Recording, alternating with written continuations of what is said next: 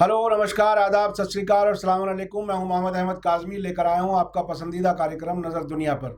जैसा कि हमने आपको पहले बताया है कि अब मीडिया स्टार वर्ल्ड अपने प्रोग्रामों में, अपने कार्यक्रमों में नई तब्दीली ला रहा है। इसमें इंटरव्यूज़ और देश में होने वाली घटनाओं पर भी बहुत सी चीज़ें आपके सामने आएंगी। इसी सिलसिले में मैं आज जो मॉब लिंचिंग का मसला है, पूरे मुल्क में बहुत ही चिंता है, लोग परेशान हैं। किसी को भी कहीं भी घेर करके SC ST को या किसी मुसलमान को किसी को भी घेर करके मार दिया जाता है भीड़ के ज़रिए, वो एक बड़ा मसला है। उस पर महमूद प्राचा साहब, जो एक जाने माने वकील हैं, उन्होंने एक उसका हल बताया है। पिछले दिनों दिल्ली में एक प्रेस कॉन्फ्रेंस करके ये कहा कि कॉन्स्टिट्यूशन में जो हमें अपनी सेल्फ डिफेंस का अधिकार है, हमें जनता को ये बताने की ज़रूरत है, और अगर ज़रूरत हो तो ये भी कहने की ज़रूरत है कि वो लाइसेंस हथियार रखें, और कानून में जिस तरह से डिफेंस की इजाज़त दी गई है उसके मुताबिक हम अगर कोई परेशानी का वक्त आए तो हम उस वक्त उस लिमिटेशन में कॉन्स्टिट्यूशन के अंदर रहते हुए रिएक्ट करें। महमूद प्राचा साहब, वेलकम, आप हमारे इस कार्यक्रम में आए। आप ये बताइए कि जो आपने प्रेस कॉन्फ्रेंस की थी और उसमें एक तरह से पूरे मुल्क में एक डिबेट है, और कहीं चिंता है, कहीं वेलकम कर रहे हैं, तो आपको अब तक जो रिस्पांस मिला है जनता की तरफ से और दूसरे क्वार्टर से, वो क्या मिला है, और आप अपने आप को उस जो प्रपोजल आपने रखा है उस पर आप अपने आप को कहाँ पा रहे हैं और कितना आप आगे बढ़ेंगे? देखिए, ये डिस्कशन सिर्फ हमारे मुल्क में ही नहीं, मॉब लिंचिंग पे पूरी दुनिया में चल रही थी कि इंडिया में जिस तरीके से मॉब लिंचिंग हो रही है। UN ने इसमें रिपोर्ट की, रेजोल्यूशन पास किया, अमेरिका ने रिपोर्ट की इसके खिलाफ, और जो राइट विंग हिंदू ऑर्गेनाइजेशन है उनको एक्यूज़ भी किया डायरेक्टली कि SC ST और माइनॉरिटीज़ जो है हमारे मुल्क में RSS और उसकी जो सोच है वो रखने वाले लोगों के हाथों में खतरा है उनसे। उसके बाद सुप्रीम कोर्ट की गाइडलाइंस आपको पता ही है कि वो हम सब लोगों ने मिलके वहाँ बहस भी की उस पर, और 1.5 साल पहले सुप्रीम कोर्ट की गाइडलाइंस आई, उसको पूरी तरीके से नज़रअंदाज किया जा रहा था। तो ये एक मैसेज दिया जा रहा था कि कोर्ट भी, जो सुप्रीम कोर्ट है, वो भी इन घटनाओं को रोकने में सक्षम नहीं है। ये मैसेज जो हमारी RSS की सोच वाली तंजीमें हैं वो दे रही थी क्लियर कट मुल्क को। उसके बाद प्रधानमंत्री साहब जो हैं हमारे नरेंद्र मोदी जी, उन्होंने 2-3 बार अपील की। अब क्या पता उन्होंने जान के ऐसी अपील की जिसका असर नहीं होना चाहिए था, या वो सच बोल रहे थे, झूठ बोल रहे थे, वो वही जाने। मगर प्रधानमंत्री साहब की अपीलों का भी कोई असर नहीं हुआ, बल्कि उससे उल्टा ही हुआ। तो इन हालात में हम लोग, क्योंकि बाबा साहब भीमराव अम्बेडकर के फॉलोअर्स हैं, हम लोग ये देख के हमें बहुत दुख हो रहा था कि लोगों का विश्वास हमारी कानून व्यवस्था से, हमारे संविधान से के ऊपर कम हो रहा है। तो हमने एक संवैधानिक और कानूनी रास्ता जो हो सकता था वो सोच के निकाला, जिसके प्रावधान ऑलरेडी पार्लियामेंट द्वारा बनाए गए SC ST एक्ट के, एट्रोसिटीज़ एक्ट के रूल में भी मौजूद है। तो हमने एक ऐसा सोल्यूशन निकाला जिसकी वजह से लोगों में जो एकदम अफरा तफरी का माहौल था, शेड्यूल कास्ट कम्युनिटी में, शेड्यूल ट्राइब कम्युनिटी में और माइनॉरिटीज़ में, सारी माइनॉरिटीज़ में, तो उनको एक रे ऑफ होप दिलानी बहुत ज़रूरी थी कि ऐसा ना सोचें कि अगर ये संवैधानिक संस्थाएं ख़त्म हो जाएंगी या वो कुछ नहीं कर पाएंगी तो क्या कानून में ऐसा रास्ता है। तो वो हमने कानूनी रास्ता बताने के लिए एक अनाउंस किया प्रोसीजर, और उसका ज़बरदस्त रिस्पांस आया है। देखिए, कुछ लोगों को छोड़ दिया जाए जो कि RSS की सोच द्वारा कंट्रोल होते हैं या RSS के एकदम पिट्ठू ही हैं, उनको छोड़ दिया जाए। तो ज़्यादातर लोगों ने इसके साथ समर्थन किया है कि ये हमारा कानूनी अधिकार है, और कानूनी अधिकार सिखाना हमारी सबकी कॉन्स्टिट्यूशनल ड्यूटी भी है, और ख़ास तौर पे उन लोगों की जो कानून के जानकार हैं या कानून के स्टूडेंट्स हैं। मैं अपने आप को एक कानून का स्टूडेंट मानता हूं, तो मैं इस बात को अपनी जिम्मेदारी समझता हूं कि किसी भी हालत में, किसी भी कीमत पे लोगों का विश्वास कानून व्यवस्था से नहीं उठना चाहिए, कानून से नहीं उठना चाहिए। इसलिए हमने एक कानूनी रास्ता बताया कि राइट टू प्राइवेट डिफेंस जो है वो राइट टू प्राइवेट डिफेंस जो है वो एक ऐसा अधिकार है जो हमारे कानून ने हमें दे रखा है, सेक्शन 96 IPC के, और से लेकर सेक्शन 106 आईपीसी का, वो ये जो 10-11 सेक्शन है ये exclusively right to private defence से डील करते हैं। और एससी कम्युनिटी, एसटी कम्युनिटी और माइनॉरिटीज़ की कम्युनिटीज़ जो हैं वो बहुत ज़्यादा इस जो हालात हैं उसमें आईपीसी की इन धाराओं में उनकी जो सिचुएशन है फिट बैठती है। अब इसको इम्प्लीमेंट करने के तरीके क्या हो सकते हैं, उसके लिए भी कोई ना कोई तरीका तो कानून में होना चाहिए। हमारे मुल्क में बगैर जो सेफ्टी के लिए, बगैर लाइसेंस के, लाइसेंस वो जो कि सरकारें देती हैं, जो कि सरकार के ऑफिसर्स देते हैं, जब वो संतुष्ट हो जाते हैं कि हाँ इस व्यक्ति को खतरा है, और इंडिविजुअल लाइसेंस मिलता है हमेशा, मुश्तरका लाइसेंस या एक किसी ग्रुप को लाइसेंस नहीं मिलते हैं। तो जब सिक्योरिटी एजेंसीज या सरकारी एजेंसीज इंडिविजुअल के खतरे से सेटिस्फाई हो जाती हैं तब वो लाइसेंस इशू होता है। उसके बगैर हथियार रखना जो कि कानून में जिसकी परमिशन नहीं है वो गैर कानूनी है। तो हमें लोगों को ये भी सिखाना हमारी जिम्मेदारी है कानूनी और आईनी, कि आप सरकार के पास लाइसेंस अप्लाई कर सकते हैं, और ये सिखाना उससे भी महत्वपूर्ण है कि लाइसेंस आप किस तरह से अप्लाई करें, किस तरीके से वो एप्लीकेशन फॉर्म भरें, ताकि आप अपनी जो ज़रूरत है उसको ठीक से बयान कर सकें अफसरों के सामने, उन्हें कन्विंस कर सकें कि हाँ आपको लाइसेंस की ज़रूरत है। और लाइसेंस सिर्फ गन का ही नहीं होता, एक कोई फायर आर्म का ही लाइसेंस नहीं होता। अगर आप कोई दूसरे भी असला रखना चाहते हैं जो इसके लिए लाइसेंस ज़रूरी है, तो वो उसके लिए भी आपको सेल्फ डिफेंस के लिए लाइसेंस लेने की ज़रूरत है। तो पब्लिक को जो कि इस वक्त खतरे में जी रही है उसको ये बताना, एससी एसटी और माइनॉरिटीज़ के लोगों को, कि आप लोग किस प्रकार से फॉर्म भर सकते हैं, और उसके बाद ये भी सिखाना कि राइट टू प्राइवेट डिफेंस में क्या हदें हैं, क्या बंदिशें हैं। ये बहुत महत्वपूर्ण बात है सिखाना, ताकि कानून की इज्जत में रहें हमारे लोग, क्योंकि विक्टिम्स हैं ये लोग, ऑप्रेस्ड क्लासेस हैं ये लोग, कानून की हद में रहें, क्योंकि बाबा साहब भीमराव अंबेडकर का कानून और ये संविधान है, हम लोग उनके मानने वाले हैं। हम किसी भी हालत में कानून नहीं तोड़ सकते, दुनिया इधर की उधर हो जाए, कानून के रास्ते पे चल के ही हम अपने न्याय हासिल करना जानते हैं।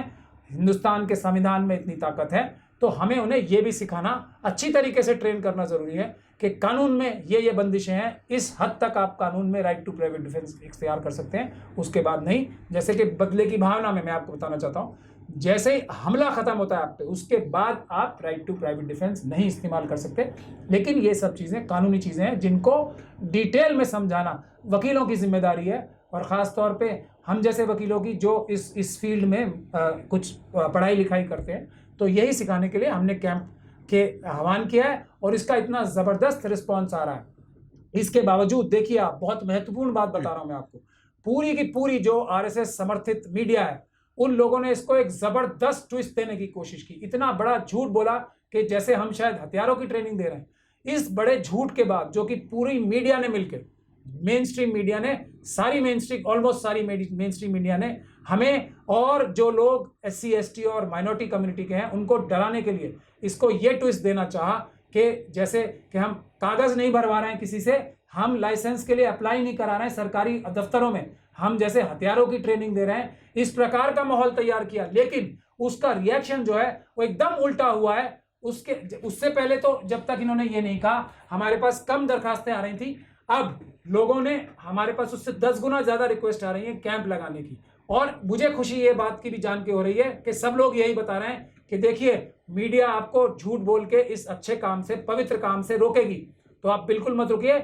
हम लोगों को पता है कि हमें क्या करना है, हमें लाइसेंस के लिए अप्लाई करने के लिए आप ट्रेनिंग दे रहे हैं, हमें ये एकदम क्लियर है। और हम कानून के रास्ते पे चल के, और एक एक व्यक्ति जो मुझे कांटेक्ट कर रहा है कैंप लगाने के लिए, वो कह रहा है हम कानून के रास्ते पे चल के अपनी सेल्फ डिफेंस करेंगे, और इन लोगों के झूठ को हम हर कैंप में दिखाएंगे, हम कैंप लाइव टेलीकास्ट करेंगे, जिसमें आप हमें कानूनी रास्ते बताएंगे, कानूनी तरीके सिखाएंगे कि किस तरीके से कानून में, संविधान में हमारे क्या क्या राइट्स हैं, और हम वो सीखेंगे और उस पर अमल करेंगे अपनी रक्षा करने के लिए। अच्छा, आपने बात की कि ये ट्रेनिंग हम देंगे और मीडिया ने ट्विस्ट किया, तो मीडिया ने जो ट्विस्ट किया है इसका तो ऐसा लगता है जैसे कि मसलन किसी आदमी के गले पर किसी ने छुरी रखी हो और वो उसका हाथ पकड़ना चाहे, उसको एंटी नेशनलिज्म कह दिया जाए। ये सेल्फ डिफेंस की बात है।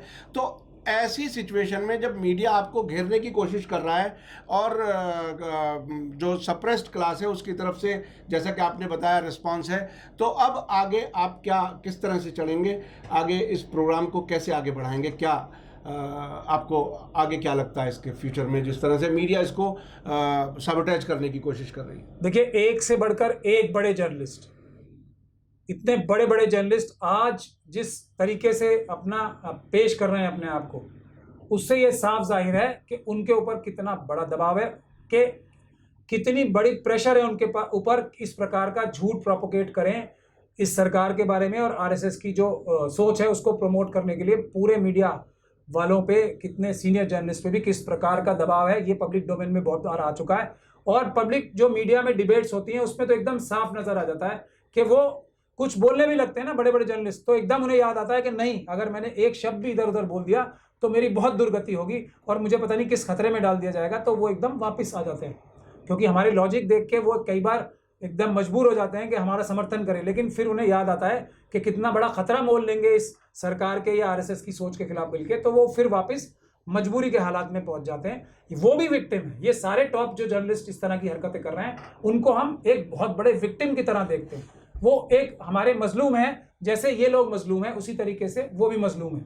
तो हमें लगता है इस मूवमेंट के बाद जो हमारा संविधान भी हमें बताता है कि संविधान के बारे में, कानून के बारे में हर एक नागरिक को जानकारी होनी चाहिए, तभी वो एम्पावर होता है अपने संवैधानिक हक लेने के लिए। इसके बाद से मैं समझता हूँ कि बहुत बड़ी एक जागृति आएगी, खास तौर पे एससीज, एसटीज और माइनॉरिटीज़ के अंदर। और मैं आपको यहाँ एक बात और भी बताना चाहता हूँ कि पार्लियामेंट ने ये पास किया, और इस राइट टू सेल्फ डिफेंस की ज़रूरत अगर मुस्लिम कम्युनिटी और दूसरी माइनॉरिटी कम्युनिटी से भी ज़्यादा किसी को है, और हम सबको मिलकर सबसे पहले उनका साथ देना चाहिए, इसमें उनको सिखाने चाहिए उनके कानूनी अधिकार, वो हैं एससी कम्युनिटी के लोग और एसटी कम्युनिटी के लोग। सबसे पहला हक कानून जानने का और उस पर अमल करके अपने हकूक लेने का इन दोनों कम्युनिटीज़ का है। जो सोनभद्र का एग्जाम्पल है वो ज्वलंत एग्जाम्पल है उसका, कि जो मारने वाले लोग थे उनके पास लाइसेंसी हथियार थे, और जो मरने वाले लोग थे उनके पास कुछ नहीं था। तो नियति हमारे सर जो इस जो हमारा इस वक्त माहौल बन रहा है उसमें नियति ये नहीं है बाबा साहब की कि आइन के अंदर कि चुपचाप मरा जाए और सरकारें अगर कार्रवाई ना करें तो सिर्फ हमें मरना है, ऐसा नहीं है। मरने के लिए, मरने से पहले कानून में जो अधिकार है वो सीखना है और कानूनी अधिकारों को इम्प्लीमेंट करना है। मैं आपसे यही सवाल करने वाला था कि आपका नाम महमूद प्राचा है, आमतौर पर ये समझा जाता है कि मुसलमानों के लिए आप ये सब कर रहे हैं, जबकि आप SC ST की बात भी कर रहे हैं जैसा कि आपने अभी कहा। तो जो रिस्पांस मुसलमानों की तरफ से आ रहा है वो तो अपनी जगह, SC ST की तरफ से कैसा रिस्पांस है आपको इन लाइसेंस के लिए, फॉर्म भरने के लिए जो आप कैंप लगाने की बात कह रहे हैं, SC ST की तरफ से कैसा रिस्पांस है? देखिए, उनमें मैं SC ST का भी नहीं, मैं सबसे पहले बार बार इस बात को कहता हूँ, जो भी व्यक्ति SC ST और माइनॉरिटीज़ को ज़रा सा भी अलग करके देखता है वो बाबा साहब के आइडियोलॉजी को फॉलो नहीं करता, वो अम्बेडकराइट अपने को कहलाने का कोई हक नहीं रखता। बाबा साहब ने ना सिर्फ इन कम्युनिटीज़ के लिए बल्कि महिलाओं के लिए, जो भी ऑप्रेस्ड क्लास है, किसी भी तरह की ऑप्रेस्ड क्लास है, जो डिप्रेस्ड क्लास है या बनती है, उसकी रक्षा के लिए ही और उसके अधिकार दिलाने के लिए ही संविधान की रचना की थी हमारे। ये बात समझ लेना चाहिए। हमसे पहले मुस्लिम कम्युनिटी से, अगर आप मुझे मुस्लिम मान के ये बात कर रहे हैं, तो ये अधिकार शेड्यूल कास्ट और शेड्यूल ट्राइब्स का है कि वो अपने कानूनी हक लें, और उनको सबसे पहला सिखाया जाना चाहिए। और पार्लियामेंट ने ये कानून भी पास कर रखा है, SC ST prevention of atrocities rules जो हैं, रूल 315 में सरकारों की ये जिम्मेदारी लगाई गई है, जिस पे अगर अमल होता तो शायद सोनभद्र की घटना नहीं होती। उसमें ये जिम्मेदारी लगाई गई है रूल 3 और रूल 5 में। रूल 3 ये कहता है, सब रूल 3 ये कहता है कि जो लोग इस प्रकार की घटनाएं करते हैं उनसे हथियार ले लेने चाहिए थे सरकार को, मगर उनके हथियार नहीं लिए गए। ये रूल 3 का वायलेशन है, सब रूल 3 का। और सब रूल 5 का वायलेशन ये है कि इन हालात में शेड्यूल ट्राइब के लोगों को हथियार सरकार को देने चाहिए थे, लाइसेंसेस देने चाहिए थे, जो सरकार ने नहीं दिए। ये उनका फेलियर है। तो अगर पुलिस अपने कर्तव्यों का पालन करे तो जो हमें ये आखिरी रास्ते के तौर पे, आखिरी कानूनी रास्ते के तौर पे ये रास्ता इख्तियार करना पड़ रहा है, उसकी ज़रूरत ही नहीं पड़ती। और हम आज भी ये कह रहे हैं, उस किसी भी इलाके में जहाँ एक भी ईमानदार SHO मौजूद है, ईमानदार पुलिस ऑफिसर, बीट ऑफिसर मौजूद है, उसमें इस प्रकार की घटना होने की कोई संभावना नहीं है। ये RSS की सोच द्वारा उन ऑफिसरों पे दबाव बना के या उनको लालच दे के इस प्रकार की घटनाएं कराई जा रही हैं, जो RSS की सोच द्वारा निर्देशित है। जो कुछ घटनाएं अपने आप हो जाती हैं वो लॉ एंड ऑर्डर प्रॉब्लम है। दोनों में फ़र्क जानना बहुत महत्वपूर्ण है। इस प्रकार की घटनाएं ऑर्गेनाइज तरीके से भी हो रही हैं और अपने आप भी होती हैं। तो अपने आप होने वालों के लिए तो दूसरी बात है, लेकिन ये जो घटनाएं ऑर्गेनाइज तरीके से हो रही हैं उसमें अगर ईमानदार ऑफिसर होंगे तो वहाँ ये घटना हो ही नहीं सकती। और उन इलाकों में मैं नहीं समझता किसी को लाइसेंस लेने की ज़रूरत भी पड़नी चाहिए, क्योंकि पुलिस मौजूद है वहाँ पे। जहाँ पुलिस और कानून मौजूद है वहाँ पे इस प्रकार की ज़रूरत नहीं है। जहाँ पुलिस और कानून मौजूद नहीं है, जहाँ वो मौजूद होके भी ना मौजूद है, वहाँ right to private defence available है हर एक नागरिक के लिए। अच्छा, आप एक लंबे समय से कानून के मैदान में काम कर रहे हैं। अब से पहले भी कई सरकारें आपने देखी हैं। इस सरकार में एक नया जो तरीक़ा नज़र आता है कि जो विक्टिम है उसी के ख़िलाफ़ FIR होती है, उसी की फैमिली को मुकदमे के लिए धक्के खाना पड़ता है।